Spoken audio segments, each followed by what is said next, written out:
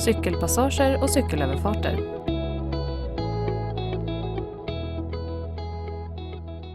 När du kör ut ur en cirkulationsplats och ska passera en obevakad cykelpassage ska du köra med låg hastighet och ge cyklande och mopedister klass 2 som är ute på eller just ska ut på cykelpassagen tillfälle att passera.